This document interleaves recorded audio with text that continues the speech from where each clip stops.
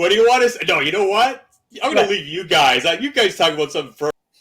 Okay. All right.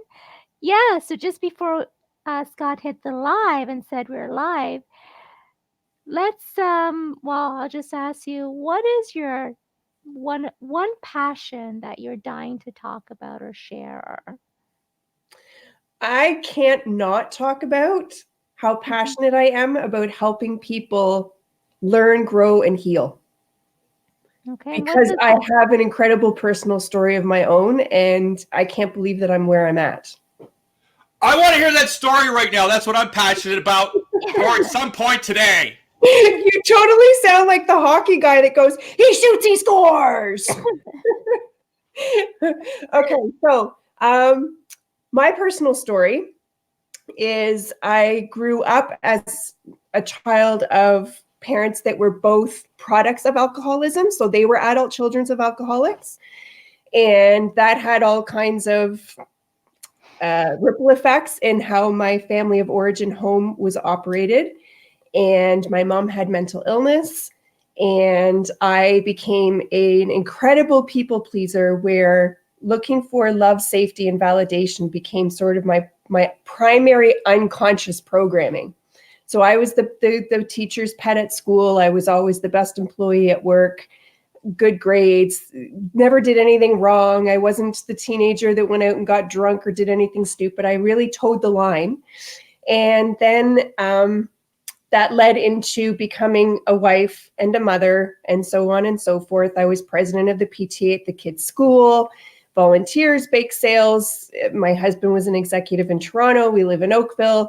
I was really subscribing in a really hard way to everything that I thought life expected of me and the people that expected me, who they expected me to be. At around 2010 was probably when things started to fall apart for me, where I had put on a considerable amount of weight, probably about 70 pounds more than I weigh now. I was medicated for depression, for anxiety, and for panic disorder. And then I was playing with my medication to get through my days on my own. I was getting stuck in places like the cereal aisle in Walmart and calling my husband at work to help talk me through how to get back to the car and how to get back home. And then just sort of a ripple effect happened where my father passed away, my mother passed away suddenly, and then my marriage ended. And rock bottom literally became the foundation for who I've become today. And yet, as much as that time in my life, though that span of 3 to 4 years was incredibly difficult, I know at the end of the day now, seeing who I am today and knowing who I am today and what I'm capable of, it was all a gift. It really is terrible. Before we go into the gift, what would you say was the highlight, most painful moment within that dark past that you say made you who you are today? You highlight one of the most painful moments and just have so I could kind of experience it in a way with you. I would want to say the divorce, because that really rocked my day-to-day foundation. But it also happened a year after my mom passed away, and my mom and I were very close, although it wasn't always in a good way. We had a lot of codependency going on between us. So it's kind of hard to give that sort of pivotal piece of the story that was the most transformational, because the two blended together so much. I wasn't completely through the grieving process and everything with my mom when my marriage fell apart. And then I was faced with, how am I going to raise 2 kids? I've been a housewife for the last 11 years. It all then tumbled in and snowballed on top of me all at once. Wow.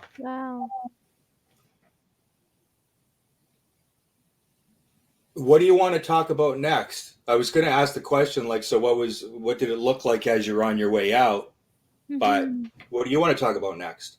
Well, so how did I crawl my way back out of that space? Yeah. I was suicidal for a while. I spent a couple of days in my car, not because my car was somewhere that I was going to do anything. It was a safe place for me to be so that I wasn't in the house where other things might be. So I use that as my safety net. And if I could just get through the next 5 minutes and the next 10 minutes and so on and so forth until the worst of the desires and the voices and the longings to just not be here would pass. So I intimately understand people that struggle with that. Once I moved through that space, I met a chiropractor that helped me, and I wasn't into anything holistic at the time. I didn't understand how that worked, but I coincidentally met a chiropractor that helped me get off of all of my medication, which allowed me to bring a new level of clarity back into my space that I hadn't felt for a long time. When I was originally diagnosed with the depression, it was postpartum depression, and I'd been on the medication for 9 years without anyone ever asking any questions about whether I still needed to be on it or not. So getting off the medication was huge for me. And with that brought in some clarity for me to be able to do. I hired a coach. I started working out at the gym. It just allowed me to begin to put the pieces together and really understand what it was that I needed to do in order to pull my life back. What did you need to do? I needed to go within.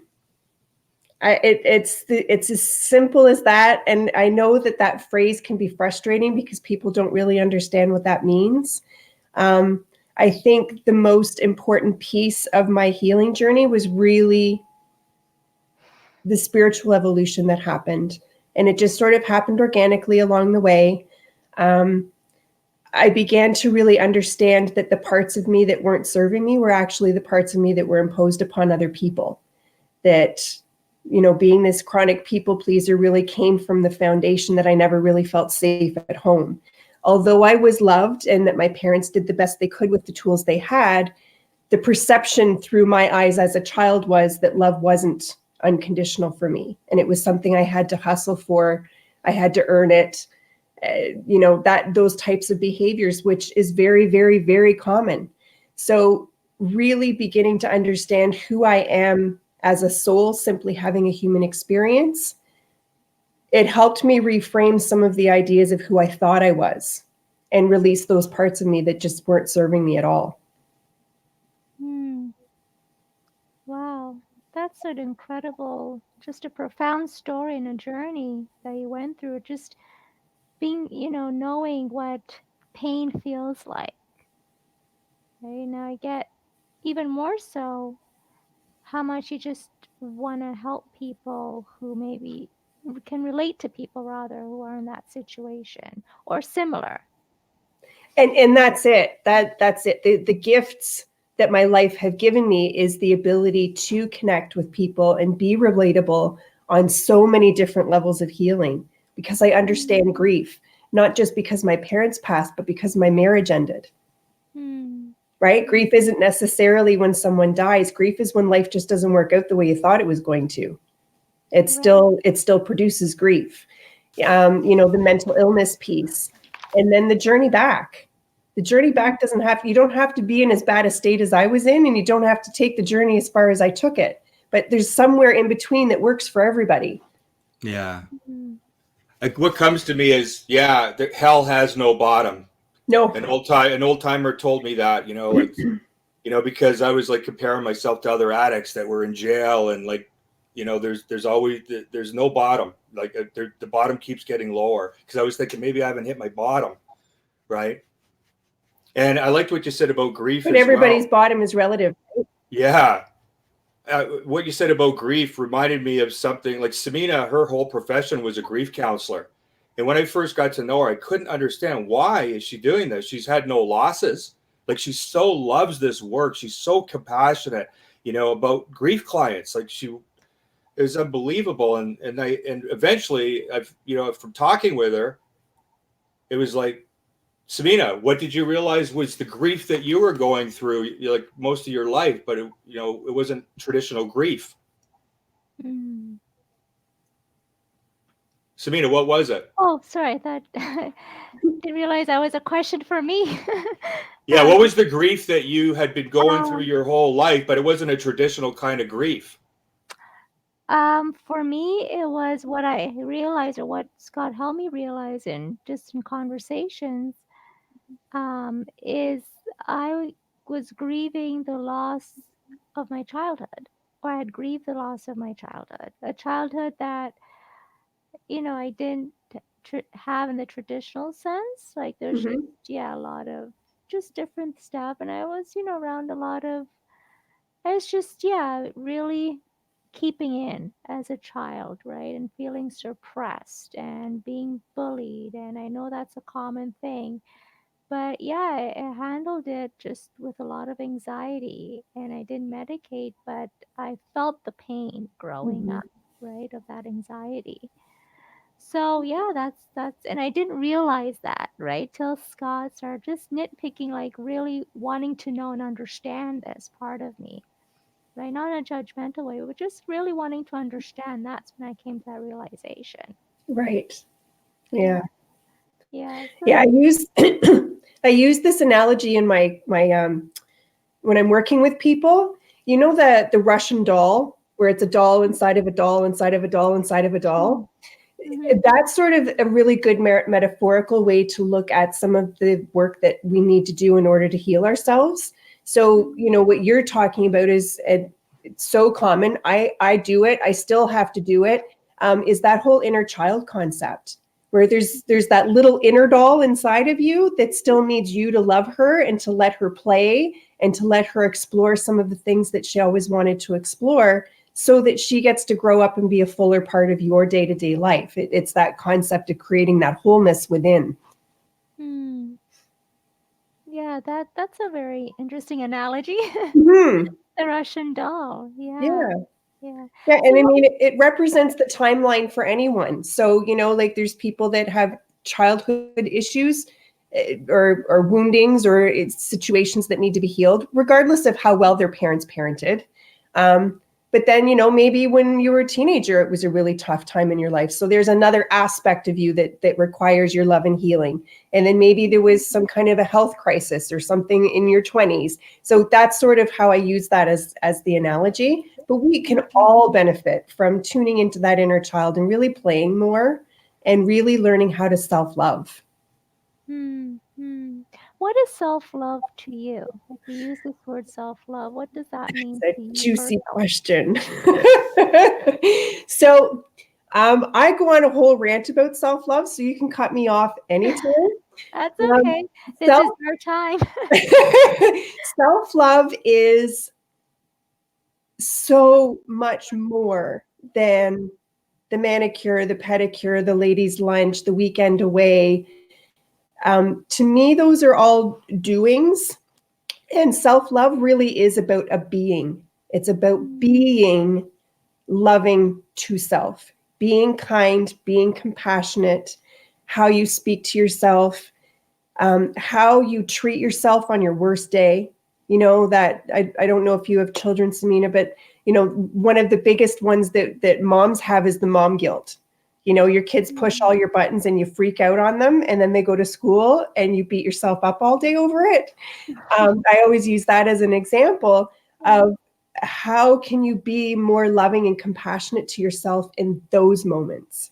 You're with yourself and with your own head every minute of every day. Self-love isn't something you schedule into your calendar as a thing I'm going to do this week. Self-love is a way of being. It's a tenderness. It's being gentle with yourself and knowing that whatever you bring to the table in any given moment is your best, hmm, hmm. even when it's not relatively your best that you could do, but it is always your best. We're always trying to do our best. So, really understanding how to be that way is a practice, just like meditation.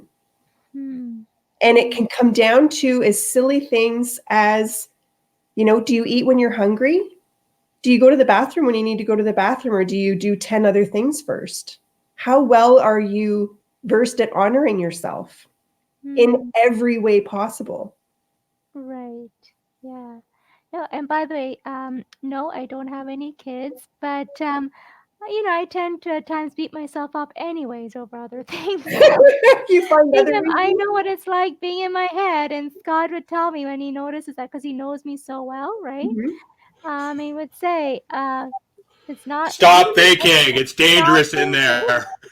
to just get me out. And he knows how to make me laugh, and I know why he's doing it, right? So, but yeah, I really like the way you just described, what that self-love means, because it is more than just like we use this word a lot, right? What does that really mean? And it could mean different things to different people. But I liked how just you described, like, yeah, going, like, just using these specific examples, going to the bathroom when you need to. Like, that's huge. Sleeping when you feel you need to, eating when you feel you need to. I know those things that you described, there are times like I would really have to go to the washroom, but no, I gotta do this, or I gotta take this call in. So that's, things we don't realize or notice. That could all be part of honoring ourself and our bodies, or, yeah, so that was, Another big one is learning how to say no and that's a big and one. being comfortable with it. Yeah, I've had to learn that. It wasn't easy, but, learning how to say no. Yeah, when it Yeah. honors you.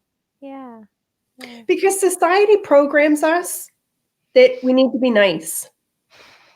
Yeah. And somehow being nice means that we put everybody else ahead of ourselves.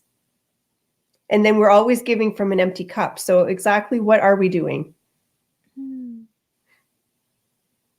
Yeah, I like to say nice is nasty. Mhm. Some people think I'm like, maybe nasty, maybe mean, but I hate the passive aggressive polite shit. I don't have a fucking clue what your agenda is here, and I'm probably going to get hurt. Yeah, I like it when people are straight, You can never hurt my feelings by telling me what you really think about me, because thank you for being honest. Thank you. Yeah. So you're okay with saying no? Oh, no issues. Oh my God. I have no issues with that. None. No guilt whatsoever. Okay. Because of wanting to truly going through an experience of wanting to end my life for real twice in my life, I'm like, I don't give a fuck about anything. Like when it's like, I was willing to die, but I chose to stay. Why Right. should I give a fuck about what you think about me? Right? I don't even give a fuck if I live or die. I'm just having so much fun. Yeah. I don't give a fuck anymore. And it's great when you fail at pleasing your parents. Mhm. When you fail at that Yeah. and you're okay with that, Yeah. you can be okay with anything. Yeah. So let's bring you into the conversation about self-love, Scott. Okay. How are you at loving yourself? Well, see, I don't even use that word. I don't even. I have no energy around that word. I don't. It's just a non-issue. It's just like I do what I want to do, and I honor my values. I honor integrity, and I'm listening to Abraham Hicks probably 6 hours every day. I go to bed with Abraham, and I'm constantly, playing a game of not creating anything other than keeping my thoughts moving into better feeling places. And any great thing I've created, particularly with Sabina, and there's been lots of them, it was when I wasn't thinking. So I'm not thinking about self-love. I'm not trying to, have boundaries. I'm just living my life. So I love myself completely. And even the asshole, and I'm an asshole and I love that too. Like, it's not accepting who I am. I love who I am. I love it. I just had something come up, and this is because we're all just being ourselves, right? Our own selves, and that's perfect. But I just wanted to just make sure, because it is gonna be on Oh yeah, foul language. Sheila's timeline, so I just want to just Oh, make we need to sure ask people from now on every time. Yeah. Thank you. She said it's okay. Thank you for perfect. catching that, Sabina. Oh my God. Just want to be present with that. How would you answer that? How would you answer that question, Sheila? What question? The question you asked me. About self-love? Yeah, like how would you answer that question? That's my answer. There's nowhere to go for me on that. That felt so good to say that though. Thanks for the question. That made me feel awesome. Okay, so I have a comment and then I'll answer your question. There is a thread in your not giving a fuckness that is a little bit passive aggressive to the idea of how much you love yourself. Just my observation. As far as my ability to love myself, I am getting really, really, really good at it. Am I there? Do I ever think we actually even get there? I'm not even sure that can be. It's like I said, it's a practice. It's something that we just need to be working towards. Now that you're bringing up the Abraham Hicks thing, that opens up a whole other really cool, interesting topic for me to talk about with respect to manifestation and why self-love is actually the core root of how we best manifest. Awesome. Totally into this. All right. So, yes, having positive thought loops is important. Abraham Hicks too. I recommend it for my clients. Where that begins to play in the field of energy and how we manifest experiences, people, places, and things into our life is that it becomes very heady in the space that it is electric energy versus magnetic energy. So when we think something in our head and put it in our vortex, according to Abraham, and we allow it to just begin to start creating that energetic pull towards us, when we're doing it from that head space, it's, as I said, it's electrical. And that is why the motivational genre is so popular, because people wake up from, I don't need to be a robot and work this 50 hours a week and pay my bills and go home and rinse and repeat and do it over and over again. They shift into more of an entrepreneurial or a more empowered space in how they want to live their life. So that's great. And you can think yourself happy. You can. But when you make that journey from your head down into your heart and you activate your heart space, there's actually like DNA activations and all kinds of other things that happen. But when you move into your heart space and start attracting your experiences from your heart instead of your head, you become magnetic. So it's not so much of what you're outputting, it's about your level of self-honoring and self-love becomes the natural frequency that magnetizes those people, places, events, and experiences into your life with ease, grace, no work, no worry, no muss, no fuss. So there isn't that push, gotta go, gotta do, gotta achieve type of energy. It's that really, I'm going to just sit back and honor myself. And I know that my inner universe and my outer universe are always working for my best and highest good. And the more I love myself, the more magnetic I become. And then the more things come to me. Yeah, just being really peaceful about it, right? Yeah. Yeah.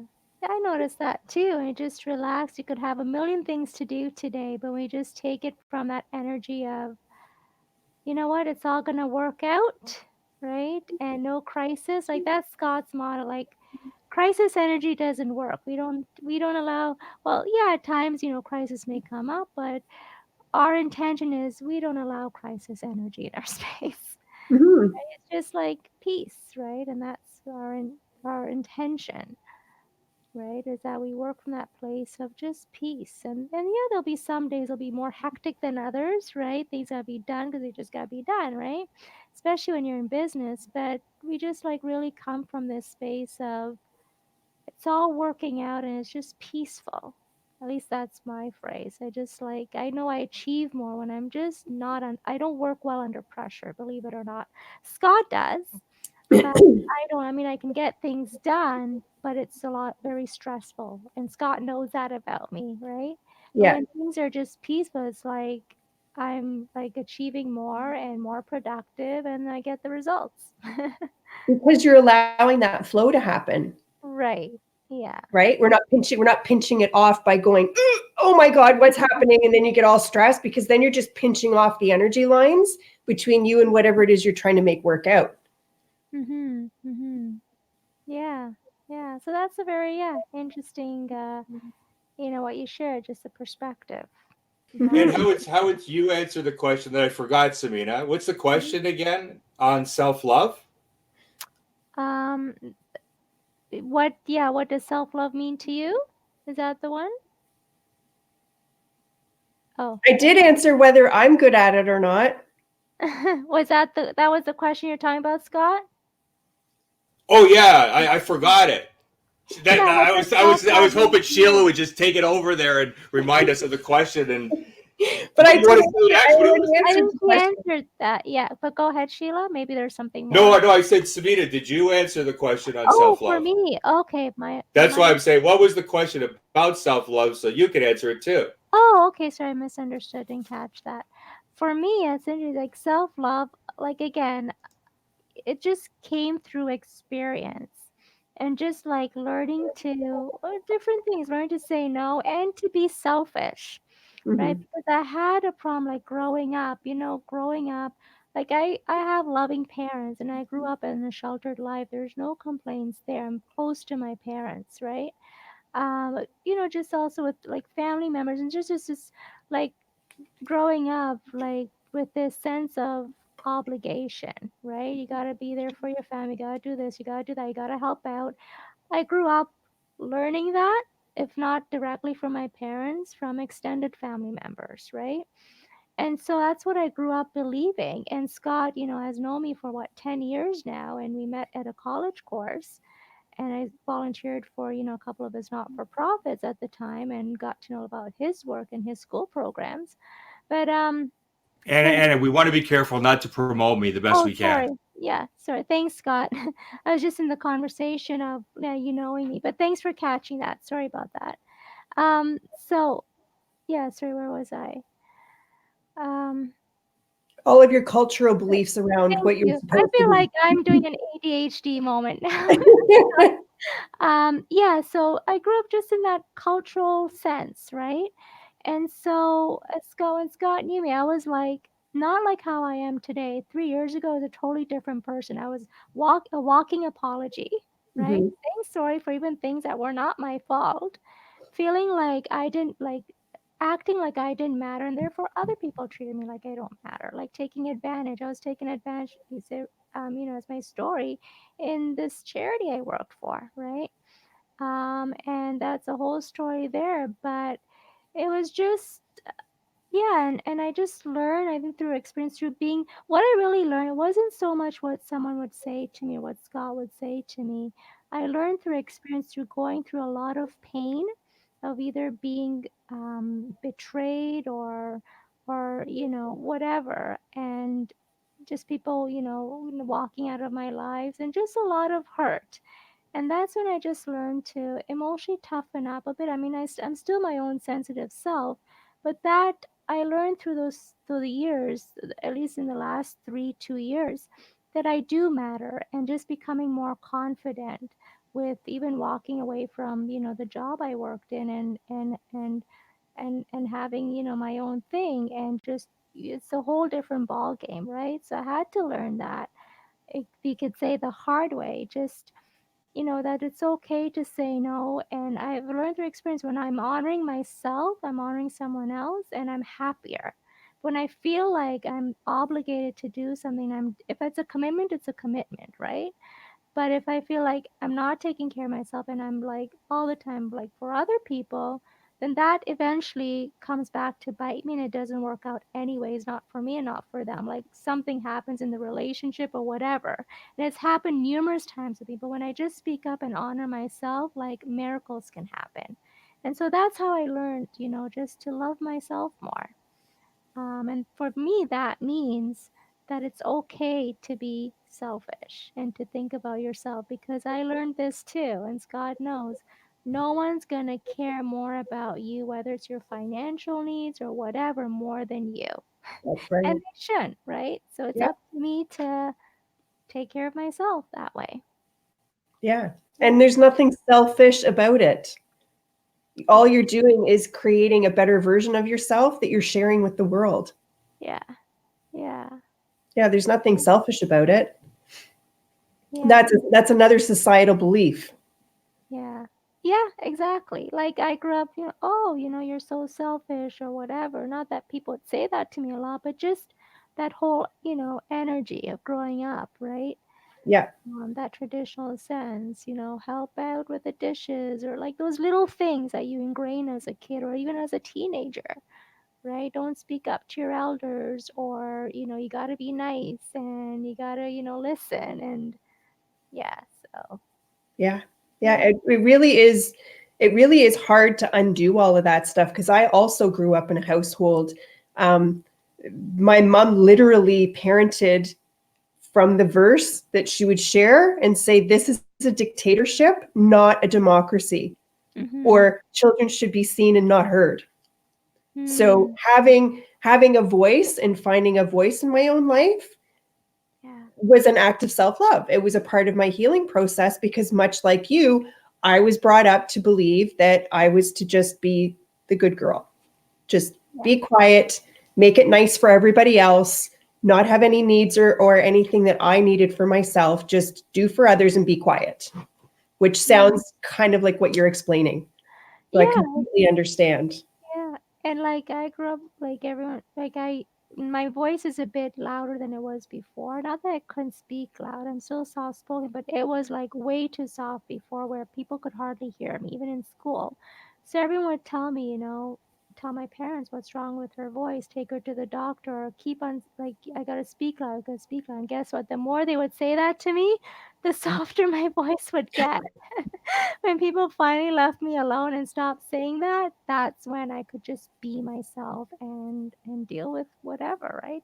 Myself, my own way, and have my own confidence. But those kind of beliefs stick with you, but they don't have to stick with you for life. It's No, they don't. experiences that you go through and how you shape them, or how you choose to shape them. And sometimes, I think we could use, I call it like an angel or whatever, someone to come in our lives and say, you know what, you do matter, and show us that. Sometimes it just takes that one person to believe in us, right? Like how Scott believed in me, and it was, so. So Scott's your angel? I call him that, but then again, I don't, this is not goes both ways. Well, Too long of a story. There's only equal angels everywhere. And Samina, I'll say this: Samina was the only person who just happened to be there the 2 times I wanted to end my life, and when I lost the most important family member, to addiction. Yeah. So there's a whole story there. Equal angels here. Always in balance. Always divinely balanced. Yeah. What about you? Do you believe, well, because you believe in that spirituality yourself in your own way. Yeah, what's that experience with you? Have you had angels or an angel around you that's helped you with your experience? Well, yes. I mean, I am probably as far out there spiritual, metaphysical, quantum, esoteric, all of those things. I'm about as far out there as I think you can probably get. There aren't many conversations about that kind of thing that you can't have with me. And I've had a number of experiences where I'm comfortable using the word God outside of the realm of what organized religion is. So I call it God, source, universe, has come through other people, which I believe that consciousness does express itself through other humans, just as you both have experienced angelic presence in each other. That's a consciousness. I've had that with, there was a lady at the dollar store a couple of Christmases ago, and she was buying some, a cart full of gifts for donation to some charity. And by the time she got it all checked out, she had all her bags, I offered to help her walk her bags out to her car. And when I did, she started talking to me. And then at the end, she just looked at me, and it was just very different the way she was looking at me. And she said, I'm just feeling that you do a lot for others. And I'm really getting the message quite strongly that you need to look after yourself more. And it just like goosebumps all the way through my body. And I was like, oh, this is one of those moments. I'm having one of those moments right now at the dollar store parking lot. So there was I've had lots and lots of people that have been angels in my life. But I also have, the ability to tune into the spirit realm and connect with spirits and intergalactics and other beings that are always around us and trying to help us and guide us through our human journey. So I totally believe in all of that. Mm. Wow. Wow. Yeah. Yeah, that's amazing. Just what you described about, that belief in angels and just having that experience, someone coming and saying to you, and it's what we believe in as a sign, right? Our own beliefs. Yeah. So Yeah. what? Yeah. And we're always being inundated with signs and synchronicities. And, sometimes just one verse in a song you hear on the radio really clicks with you that day, or like it can be anything at all. Once you open yourself up to actually believing that there is more to our experience than just what we physically can feel and hear and see. Can you share more about, like, I know nothing about, I've heard the words, but you said like intergalactica, or I think that was that the word, by the way? No. Intergalactics. Could you share anything about that whole world? I know nothing. Okay, so Yeah. intergalactics is the proper word for the word alien. Hmm. Excuse me. So I am of the belief, and I'm not the only one, that Earth is not the only planet that is inhabited with consciousness. We happen to be a denser form of consciousness because we have human bodies and we live in a third dimensional reality here on Earth. But the dimensions go on pretty much to infinitum. So there are other consciousnesses experiencing lifetimes on other planets in other realms that are just not as dense as us. What's your experience with that? Because I believe you're kind of indicating you have like an experience with that reality that you're talking about. So I've had I channel, so I can channel some of the messages from those fields. I in my third eye have actually seen them in my home as guides and understand that some of the humans that are here on the planet right now are actually intergalactics that have come from higher, more evolved, more loving dimensions to have a human experience here on Earth. There's an entire evolution of the Earth that's happening right now that many people don't know about, where we are actually shifting from a third dimensional reality into a fifth dimensional reality. And the third dimension is starting to crumble and break away. From a physical manifestation of what that looks like, a lot of the governments are changing and shifting. Things are becoming more transparent, stuff that's been kept sort of on the quiet. Anything from child trafficking to corporate corruption, all of that kind of stuff is all coming to the surface. The school system is starting to shift and change. And that's an actual physical manifestation of the energies here on the planet shifting. More and more people are waking up to whatever is they're going to be their new reality. So spirituality isn't a box. Spirituality means there is no box. So more and more people are waking up to their own reality. And we are being guided and helped by God's source universe, by galactics that are from other parts of the universe that have been through this, that hold higher states of consciousness, that are being able to bring those energies to the planet and help both Mother Gaia heal and all of the humans on Earth to heal. It's huge. So you may want to ask questions. Like I tried to put that in like a couple of sentences. Yeah, that's great. I meant it. I knew nothing. Yeah. In the approximate 11 minutes we have left, like with no freaking out on, just approximately 11 minutes left. Yeah. What's one thing you'd like to talk about next that you're passionate about?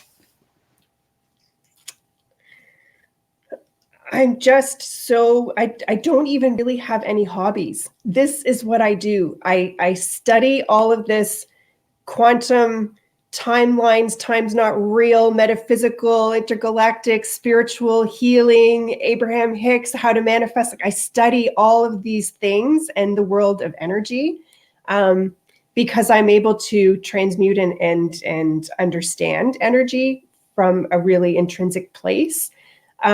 This is what I'm passionate about. It's what I eat, sleep, live, and breathe every minute of every day. It's what I bring to my client work. It's what I bring to my groups. It's who I am. I don't have anything else other than that to talk about, because this is what I'm really passionate about. And it's bottomless as far as what you can learn and who you can learn from. There is so much more to this human journey, so much more. In every now moment, there is so much more going on than we ever could imagine. And it's just so fascinating to me that as I uncover a new layer and I become intimate and understand the next layer, there's more layers. There's always more. It's like, an abundance of more things, right? It's like there's not one destination. I like to call more of a journey. Mm-hmm. Whatever journey that may be, whether it's to hit our financial goal, whether it's to get that dream job. It's like when we get it, it's like that's not it. It's still the journey continues. Yes. Right. Yes. And one thing also I got that I've really had to learn for myself, just with and then with the experiences I've had, is just enjoying the process. Like, don't focus so much on the destination when you're gonna get it, but enjoying the process getting there, which is more important. Yeah. And that's all about being more connected to the now moment, right? Mhm. Like that's in essence what you're saying, is that you're just interested in connecting with each now moment as it's happening, rather than being on a race to get to the end destination. Yeah. Just enjoying it. Mm-hmm. Right? And Yeah. what comes up in that journey, embracing it and enjoying the process. Yeah. It's I think it's just incredible that you live and breathe. Basically what you're saying, you live and breathe, correct me if I'm wrong. Your work, correct? Because this is also what you do. Yes. Your career I'm goal. an intuitive life coach and a spiritual guide. I'm also a quantum healer.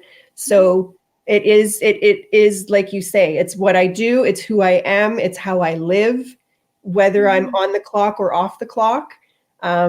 This It's is not a just, job to you. it's Right. not. It's not. Yeah. Yeah. Yeah. Yeah. So What I've learned through my own healing journey. I used to be a certified financial planner. I mean, that was what I did before I had children, and then I went back to it for a very short period of time after my divorce. But what I've now uncovered in my journey is that the reason I'm so engulfed and so passionate about all of this stuff that I do and I learn about and I talk about is because I'm actually on my soul mission. This is all a part of, those that understand that sort of verbiage. Well, what's my mission? Why am I really here? Like, if there's a higher purpose to everything, what is it I'm supposed to be doing? I'm so incredibly gifted to have actually landed where I'm supposed to be. Not where I was always supposed to be, because I needed that training. I needed to go through what I went through to get here. But that's why I'm so plugged into this now and can't not be plugged into it. So where do you see yourself? I mean, I know it's a journey and we never know what's going to happen, right? And where we're going to be, and life can surprise us. I think that's the interesting thing about life. But for your personal self, where do you see yourself heading from here? What's in my vortex, as Abraham Hicks would say, is that I am going to meet an incredible partner that will be my energetic equal, and that we will travel the world helping people and spreading the messages and doing talks and workshops and teachings around all of these different facets of the bigger label of spirituality. But there is so much more to it than what most people understand spirituality to be. I want to take my work and expand. I currently work with clients all over the world doing one-on-one sessions. But I really, really enjoy holding space in a group of people where I get to speak and shift their energy and move out some of the old programs and bring in more light that's encoded for higher dimensional living. Right. So that's my big, in the next 5 to 10 years, I that's where I'm headed. Your vision, of Yeah. your vision that you see.